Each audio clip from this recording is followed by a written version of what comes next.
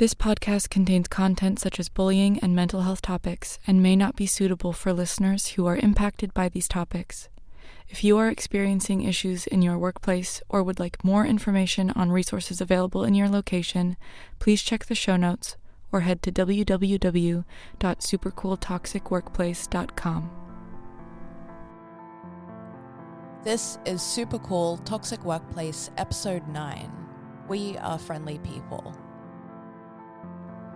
On this episode, I delve a little more into the experiences of those who have tried to initiate some form of engagement with the company.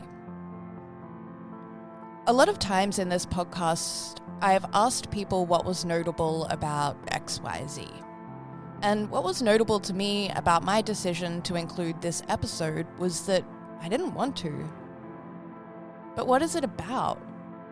Isn't my primary responsibility to the words that have been shared to be given out to the world, to share them with honesty and to contextualize it all as a broader scale systemic abuse of power? Yes, that is both the point to share stories and the point to unravel what has been nothing short of an excruciating period for so many people. Words have meaning. English, Danish, they have meaning. Nuance matters. Context matters. And remember, I said that was a part of this journey. Connecting these day-to-day moments with a bigger picture is important. It's key to understanding the true story, the bigger picture. And words are important to that. The stories that you have heard prove words matter. They matter because sometimes it's what you're told to break you down, and sometimes it's what you say to emancipate yourself. The words you tell yourself in your most doubtful moments that raise courage to say it happened and it hurt and this is who is responsible. No one ever told these sources how brave they would have to be to pay the price in exposure, to be in a position where the truth comes out at the cost of your exposure. To put deep wounds on display in the hope that it makes a difference.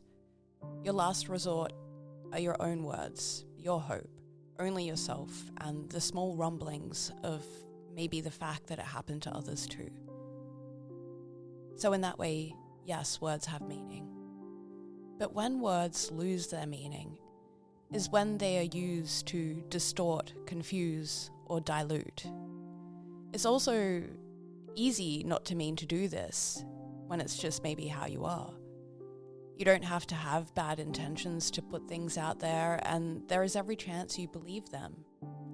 But as with any of the issues this podcast looks at, the line regarding intentions is drawn when something causes harm.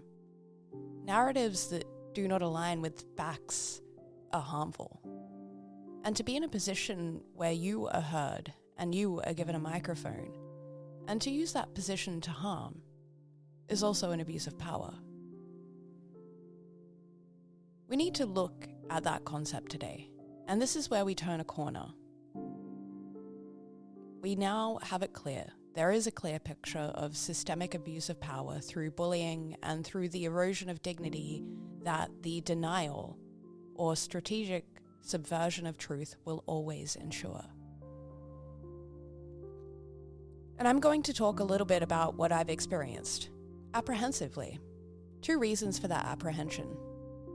Firstly, this is not about me, and secondly, I am fearful, based on past experiences, that my presentations in this episode will be portrayed as a biased mischaracterization. Which, yeah, it's a stretch, having heard what we have now heard. But it's not unimaginable, as we will now hear. As many survivors have said now, this is not a vendetta and this is not revenge. Even I feel I have to say that it brings me no joy or satisfaction to pass through Mikkeller's every public move, but what choice do we have if we want to make sense of the bigger picture? And as you'll hear, every step of the way, many people have given Mikkeller a choice to engage. After all, they are friendly people. In the last 6 months, I've had a few notable interactions with core leadership. And obviously, I'm not really allowed to be specific But should any of this be questioned, I do have comprehensive evidence of all of this.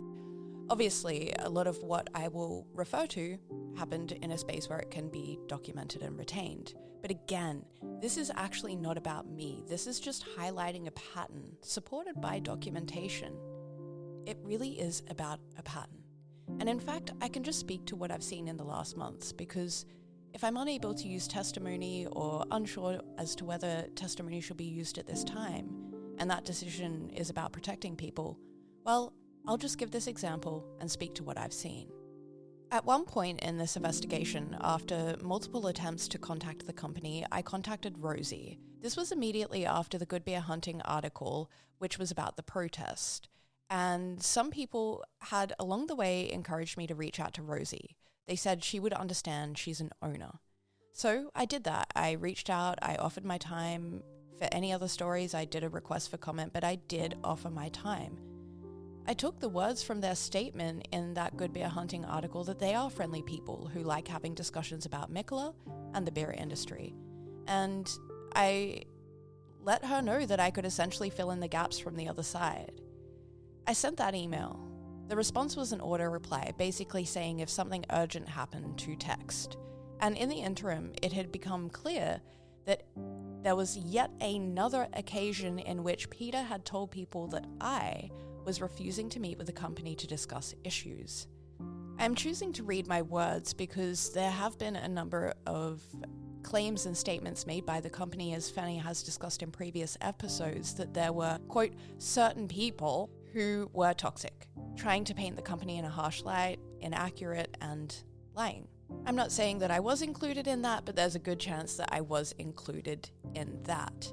And I choose to include it because A, not only was I trying to do a professional investigation and encourage meaningful cooperation to ensure the best outcome for all, it was also B, I'm a professional.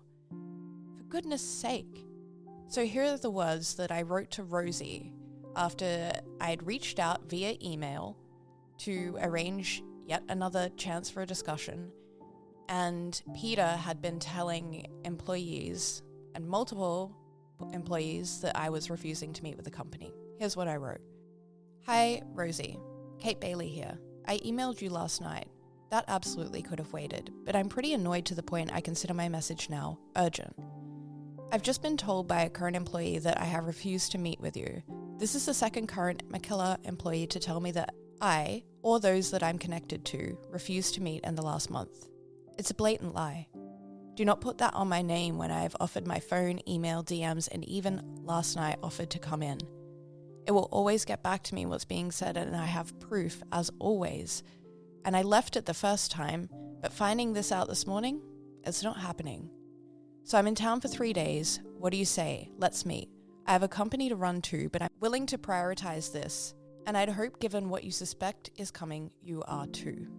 Regardless, I'd tell Peter to stop saying what he is saying about me, Fanny, or anyone involved in this. People know me and I have a good reputation. They won't believe it and they will check in with me. So he is just undermining the management's credibility with your current team. Rosie got back to me via the email, and I responded with another email saying, actually, in light of what's happening, I'd rather we deal with that, referring to the text message, and Rosie said that she had not seen the text message. Here's that final email that I wrote to Rosie. As I said in my email, I'd love to come in and meet you and get the perspective you discussed, which referenced what you said in the Good Beer Hunting article, relating to the protesters and allegations and of course the labels, and the abject outrage that grows every day. I think it is important in conflicts to find solutions that allow growth and change, and given I am in the center of everything and in contact with everyone, I'm the strongest person to take you up on the idea you floated in the Good Beer Hunting article. That said, I wrote this email you have replied to before I texted you on Monday about Peter's behavior. Considering that, I won't push the idea of this conversation further because that kind of behavior is really disturbing and a sign of deep incompetence, and made me pretty skeptical. I know I tried, and I know I can prove that, so I won't try and convince you, at the behest of those you seem to have a good reputation with, to talk to me. So let's leave it on this note. You have my number. You can call me anytime. It's your choice. Good luck, Rosie, and all the best. Kate. Of course, as I was being told that the message hadn't been seen, I could see the red receipts. Months later, randomly, Rosie wrote back to me saying, oh, I'd never seen this text message, even though I'd brought it up to her via email and even though I'd seen it had been read. And essentially, without going into details, I was informed that it must be some other problem as to why that message was read. And I could go on. There is just a laundry list. The stuff I have been shown. I've seen Don being purposefully reductive and degrading towards people via email, and I've heard multiple stories of multiple people whose businesses have been affected. I can't say more at this point, but that's what I've seen, and that's what I've heard so far. And it's that pattern. I mean, I was really trying to get in contact with these people, and I knew the difficulty that I was going to have. At the same time, I reported a member of staff to an owner for really weird behavior, and nothing happened. Nothing happened. And then, months later, I was told that they didn't know. There was no way they could have known. And then when I said, but I know you knew, then I was told, oh no, but it's this problem. So you didn't know after all. When I can just Google that that's not how it works. But that was the pattern. And again, it's not about me. It is just about that pattern. It is everywhere. Back to the power of words, because we start off with that key phrase, we are friendly people. Well, let's keep hearing more about that. We're going to check in with Fanny now, and I want to check in on two specific things. The first being what happened with her email to HR, which has been referenced as the invitation that was received after the apology went out on social media. The second thing I want to discuss, well, rather let Fanny tell you about, is an event that crossed the line and blurred intentions, derailing yet another chance for, you guessed it, dialogue. So regarding the email, there was some back and forth with HR. HR eventually, after all of this back and forth, sent screenshots of some form of a Google security system which had misplaced Fanny's emails to her. And what's really difficult about doing this reporting is that it was just yesterday, and this is Saturday, the 13th of November, so just yesterday, HR finally got back to Fanny. And remember Fanny's specific terms, which were requesting the apology and the retraction. I'm not going to go into the minutiae of it, but essentially the company is claiming that an apology has already been issued. It wasn't clear that it was Fanny who was being referenced by Don and myriad other thing here. Now Fanny's going to tell us about an interaction she had with Don. In this, she also refers to a previous interaction that she'd had with Rosie. This was going back to the quote-unquote early days when Rosie had reached out asking for anonymous stories. That, again, is another thing we could go into detail about. However, all you need to know for now is that Rosie reached out for these anonymous stories. Fanny was not willing to give over the stories. Also, the stories were on the internet. Fanny came back with terms. Some of those terms involved having Don and Peter involved in these discussions as they were the subject of the allegations. After one last message, Fanny didn't respond. I didn't respond because I felt I had already communicated that she was not the person I wanted to talk to. It wasn't in any way personal towards her. I think it had to do with the fact that I didn't want to assign any responsibility to her when no one was really talking about her, or no one was naming her as someone who was bullying or harassing anyone. So I didn't feel like it was her that needed to answer for it. I just don't think they knew what to do with engaging with me because right from the beginning, Don, watch my stories. There's proof of this, and it can be confirmed, as well as many of their business accounts. And Rosie herself at one point followed my account. And even the Mikkeller HR person has seen some of the stories in the very beginning. And then, of course, what has remained there has definitely been some HQ employees. But I guess going back to the timeline, Don, refers to this interaction with Rosie, and brings up the fact that I never responded. And I responded to that saying that I wanted him to write me and for him to invite me, because I don't think his wife is the person I should be communicating with over this. And next thing you know, he's writing in my inbox and asking if we should meet for a chat. And he makes it clear that I'm allowed to share our interaction, which I hold off on because I wanted to see where this conversation went first. And I wanted it to be a productive conversation. And so I countered with terms for our meeting. I wanted a public meeting. I wanted it to be recorded so no one could walk away telling a different version of the story. I wanted him to be completely willing to talk about some of the things that have been brought up on Instagram, on my stories, all things that are quite public, or it's someone's very valid experience with his company.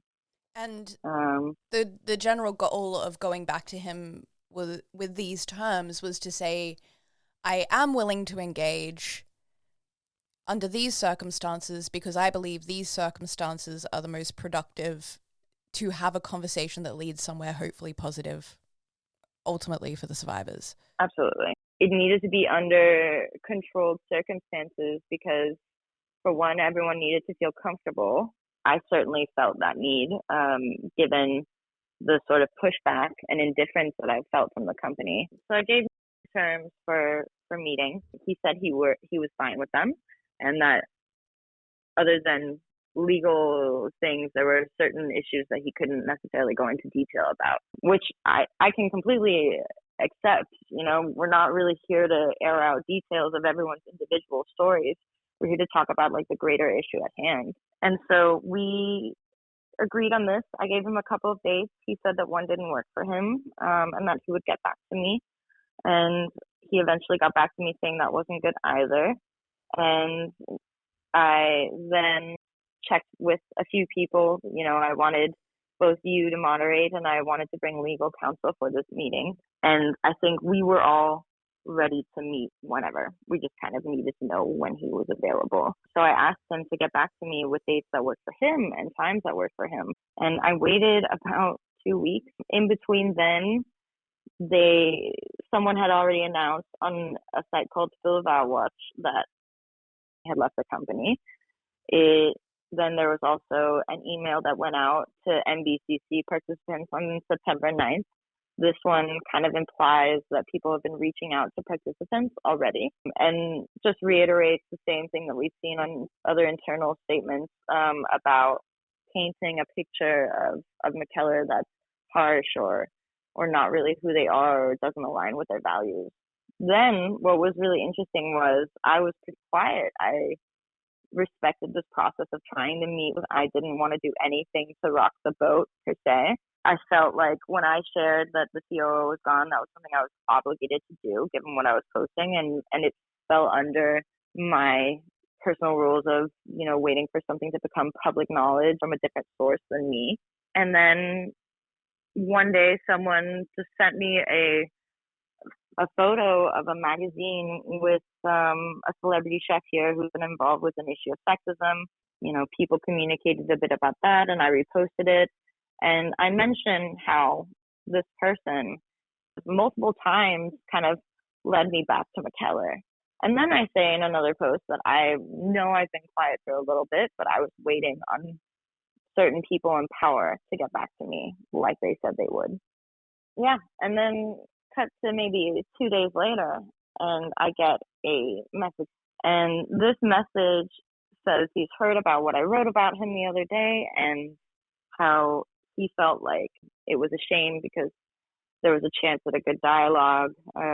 He goes into addressing me not responding to Rosie once more, and definitely infers a few things, including that I apparently don't find Rosie to be important enough or high up enough to talk to. Then he goes on to saying that my participation in any of his plans isn't really needed at the moment. They're already currently talking to other influential people, and that he hopes it's okay that he brings me in when he deems it kind of appropriate or necessary. And then finally mentions how he might share our interactions if he ever wants to make them public.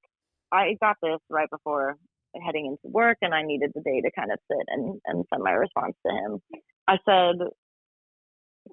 addressed quite a few of his points, and I think I clarified quite a bit for him and left it open-ended, where I said that I'm here whenever he wanted to have a dialogue. Then the original offer was still on the table, which he saw. And then the strangest thing, because obviously he left it unread, and I felt like it was very clear that he was going to share our communications, and he once again urged me to do it as well. So then following day I did, and a few hours afterwards I go to his profile and I look at his Instagram story, and I see that just a few hours after I responded to him and he saw my response, he had taken a screenshot of my employer's Instagram story, which featured a menu for his 40th birthday at our sister bar, a private one-day only menu planned by one of my coworkers, and making some comments about irony that's a little bit hard to decipher. But I found it very, very almost controlling. I feel like it sent a lot of signals that I was first trying to understand, but I don't even think it was really signaled at me. It felt like he was dragging in other people from my life. Did it feel intimidating? Absolutely. It felt like, as a woman in the industry, I have had moments, not just but with men, where they kind of defer to the men in my life, be it my partner or my coworkers or my employers, when I don't give them the answer that they want. So this could be in something as small as telling someone that they can't have a drink after last call, and then they go and ask my boss afterwards, or what he did, which was he read my message, didn't want to answer, and instead lashed out at my employer. It was at this point that legal counsel was consulted, and an action just towards resolving it peacefully by asking for the post to be removed was taken. It's not clear that the post was removed at the request. It appears more that it had lapsed.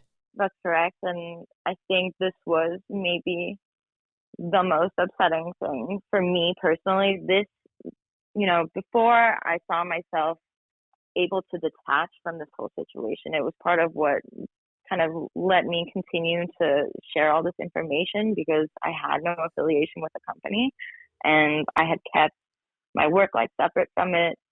I really wanted it just to come from me as a woman standing in solidarity with other women and other people who have been harmed by this company, and as an industry individual who really doesn't believe in this sort of behavior, and doesn't believe that there's a space for it here in this industry. But this crossed into personal for me, and I think my personal belief obviously is that I think he knows that. I think it fits with what many people have told me about him, and his own use of the internet and how he uses the internet as a tool for intimidation. I think this is a perfect and very, very recent example of Don doing that. Yeah. I mean, none of that surprises me. And that to me kind of shows how out of touch they are, because it shows that Don really believes that he and I are the same, when the point of all of this is that we're not the same in many ways. And one of those ways is, he's a powerful millionaire who has a monopoly on the industry within craft beer and just within Copenhagen, and I'm not. And what he did was definitely interfering with my right to employment. It was unsuccessful, but uncomfortable nonetheless. And I'm incredibly protective of my employers, as they've been very supportive of my individual right to express myself. I didn't feel like he was at all ready or prepared to meet with me. I felt absolutely like I had been strung along and that my time had been wasted. I feel like my silence on the topic was taken advantage of. Absolutely. The thing is, a lot of this has happened in an online forum, and in fact, the efforts Fanny was engaged in were directly a step that she was willing to take to get the issue offline. Don's actions were subtle, but it leaves a feeling that is maybe best reflected in the other type of heat doing things online brings. One can imagine in 2021 that the words of Don on the radio, pre-apology, saw the human equivalent of a 4chan comment morph and personify into absurd online memes. One man who posted a comment on Fanny's personal Instagram on a very dated, innocent picture was angry and creepy. His profile shows an image of a blonde-haired doll marionette, like the puppet with strings. It has MBCC something something on it, and in the comments he implies that rat magnet Brienne Allen has a puppet master, whom obviously we can only assume is the head of the sexism activists Do Evil to Ruin Men and the very successful and good businesses United organization, that puppet master. But it doesn't take much digging to see that these people are closely connected to the company. One man, a Mikkeller employee, berates Fanny in comments, making claims about the cases and implying a hyperbolic, coordinated witch hunt was being driven by the ever-powerful Fanny Wandel. Wherever did he get that idea? One particularly disturbing meme featured Fanny as the doll from Squid Game. Now, some of you are going to know what that is, and some of you aren't. Here's my best job at explaining this. Basically, the Squid Game is a very violent and wild metaphorical commentary on capitalism and lots of different things. In one of the first episodes, there is a game that is played by participants who are all competing for money. That game is called Red Light, Green Light. Now, this is a childhood game, and you probably know it. The goal is a group of people move towards a certain goal, and the only way that they can move towards that goal is when there is a green light. There is a green light until a watcher, quote unquote, turns and says red light. When the watcher says red light, if you move, then you're out. But in Squid Game, if you move, you die. And the watcher in this example is a doll-like character. So the meme that is produced is of this doll, and the doll is named as Fanny Wandel, and then behind the doll are people being shot and killed, and they're labeled as MBCC breweries. It's just... I hope you can see why I'm bringing this up. It's important. It's all a part of a bigger connection and the fact of the matter that words matter. A passing observation on passive sexism in the memology universe, and you are welcome in advance for this, is that the other MBCC memes tended to be replications of similar memes about similar topics. There was just a certain brand of memes that assigned a role to women, and it was often violent or infantilizing in nature. Then there are the individuals leaving fake reviews on Fanny's employer's business, and I'm really just bringing up Fanny's subsequent laundry list of experiences because words clearly matter, narratives clearly matter, and the truth matters in both. Now let's hear from Kate Bernot. As someone who has been asking questions about the company, it felt, as we had both done so at some point, important to check in on her experiences. When I felt confident that I had some initial reporting done on the San Diego story particularly, I knew I wanted to have a really in-depth conversation with the brewery. I also asked them to comment, after the protests had happened, but especially with the San Diego story, because of the magnitude of these stories, I really wanted there to be a conversation between me and Mikkeller about these allegations in a way that would still, of course, protect the sources that I had talked to. But, I wanted to understand how aware they were, when they knew things, what they'd done to address them. I really wanted to have a phone call. So I emailed them, obviously, before I published the story saying, broadly, this is what I'm hearing about. I would really like to get on a phone call with some of the high level, let's all sit down on a call and really talk through this and help me understand where you are coming from.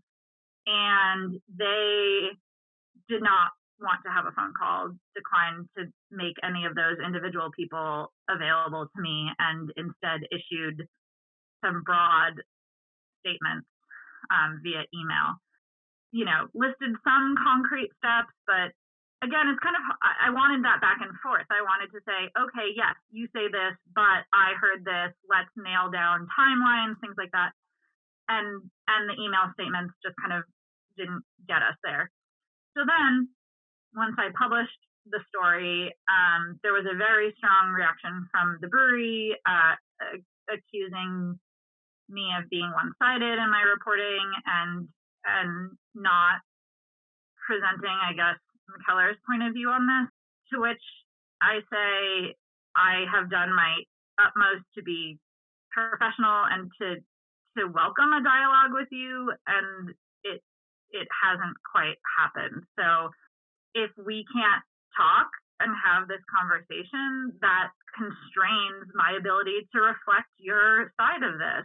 Yes, you issue these statements and I quote from them, but that's hard. That's not the idea. That for me as a reporter, that's not ideal, because I'm not able to really ask deep follow-up questions and we can't have a back and forth. My objective as a journalist is always to understand a situation as thoroughly as I can.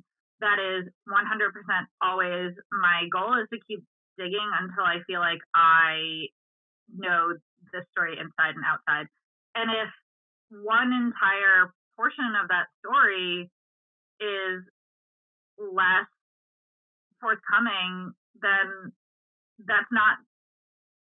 it doesn't allow me to see the full perhaps picture. So it has been a limitation and it has been a frustration. On the other hand, ethically, journalistically, I did what I could, and I welcomed statements and dialogue that would have clarified things. So I feel like ethically, I did the best that I could. It's just really hard when you're inviting that conversation and it's not happening. Is that kind of a reaction that you've experienced from this reporting common with companies across the board, or is this, in your opinion or your professional experience, more of a unique reaction? I would say to have this repeated refusal to kind of engage in a conversation is notable. The other companies that I deal with who issue no comments are like very large. Like when I asked Anheuser-Busch about something that's mildly controversial or kind of delicate, I mean, that's when I expect to get the real, like, here's our statement, no comment otherwise. So it feels notable that there's this pattern of just issuing statements and not engaging in a real back and forth. When they know that they're a company that I and the team at Good Beer Hunting are going to report on, usually that would invite some kind of a relationship and a dialogue. And thus far, it's really been an antagonistic feeling between us when I am really just trying to report the honest truth and the most objective form of the story that I can.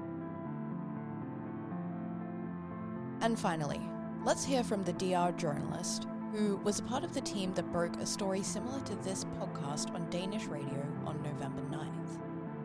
This note comes from an interview that you'll hear much more of next episode. My name is Maja Nyvang Christensen, and I'm a journalist on a radio show about arts and culture on the Danish Broadcasting Corporation, which is similar to BBC. DR, it's called. During the course of this investigation, Maja had an interaction that she shared with me. Yeah, so during the investigation, we had one interview with the CEO, and a couple of weeks after that interview, Don contacted me first on my cell phone, which was okay because I texted him on my cell phone myself. But he was complaining over an interview we did with the CEO And because I was on holiday, I asked him to contact my editor. And after a month, he contacted me again, and this time on Facebook Messenger on a Saturday afternoon, asking for my editor's info again. And that I found a bit odd, that the founder of such a big company to find me on Facebook, we are not friends. So he had to find my name and then find me on Facebook and send me a message request on a Saturday afternoon. I mean, for most of the time we've communicated with the head of press in Mikkeller and on email, always on email or phone. So I wondered why he or head of press didn't just write an email. I think that's all I can say to that. And my editor has never heard from him. That's how it is to be a journalist when you're in the middle of someone else's fight. You tend to get a lot of emails where different people argue for things, and you have to find out what's right and wrong and up and down, and what you can investigate and what not.